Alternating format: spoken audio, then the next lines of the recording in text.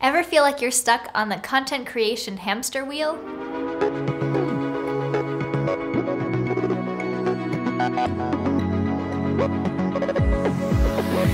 Hi, I'm Natalie Lucier, your business strategist and digital visionary, and you're watching Off the Charts, where we help you reimagine what's possible in your business. If you've started learning about blogging, video marketing, podcasting, and ebook writing, then you know how important content is to getting in front of your ideal customers. The problem? It's easy to get stuck on the content creation hamster wheel. Your blog, your newsletter, your podcast, they all turn into this monster that you have to keep feeding constantly. Now, don't get me wrong, I totally believe that content marketing is one of the lowest cost, highest return ways to get more customers for your business. That being said, you don't need to be chained to your computer 24/7 to benefit from inbound marketing. And here are just a few ways you can liberate yourself. Number 1, take a look at what's working and what's not working.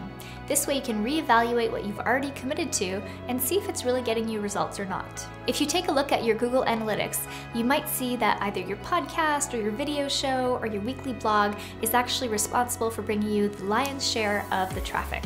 Number 2 is all about repurposing existing content. For example, the video scripts for these videos get turned into a blog post, which is great for my search engine optimization, but it's also cool because people who don't have time to watch or who are hearing impaired can still get the benefit. Think about how you can repurpose existing content or turn it into a different format entirely. So maybe that means turning transcripts from your podcast into an ebook. Or you can do the opposite. How about turning written content into more robust video or audio content that you can share on different networks? Different people learn in different formats, so it's great to have your content available on different platforms to be consumed in different ways. Number 3, instead of creating content from scratch all the time, you can leverage existing content by combining it together. You can do this by creating a series that highlights previous videos or blog content that's all related to a specific topic. You could also create a montage video or even a compilation of podcast highlights into one episode. And you can link to existing content by doing top 10 posts, which are always healthy. Number 4, have other people create content for you. You can take guest posts on your blog or interview other people on your video show. You can also invite your audience to answer a question by just posting a really short blog post and having them be the experts. Number 5, take a break from your editorial calendar and your content publishing schedule. It's totally cool to switch things up every now and then. If you're still ramping things up and you don't have a huge audience that's just chomping at the bit waiting for your content every week, it's totally okay to take a break. Use the time you'll save to help promote existing content or write for other people's audiences. Number 6, if you ever feel stuck when it's time to create content, then hire somebody to help you co-create it.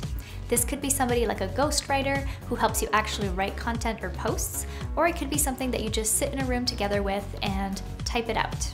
And you can also hire somebody to bring life to older ideas and content that you never quite finished. Number 7, create an editorial content calendar.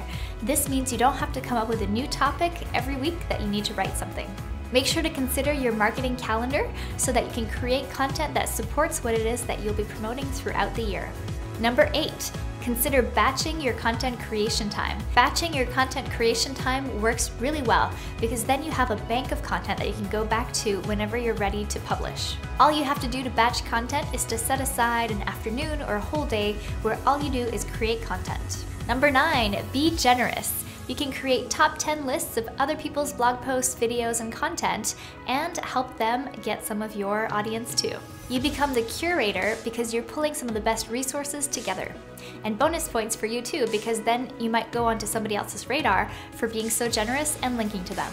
So those are my tips to help you get off the content creation hamster wheel.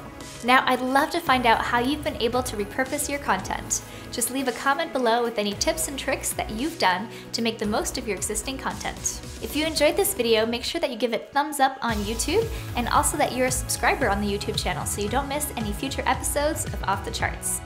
And by the way, you also won't want to miss the free 30-day list building challenge. It's happening right now. Just go to 30daylistbuildingchallenge.com to grow your list more in the next 30 days than you have in the last 3 months.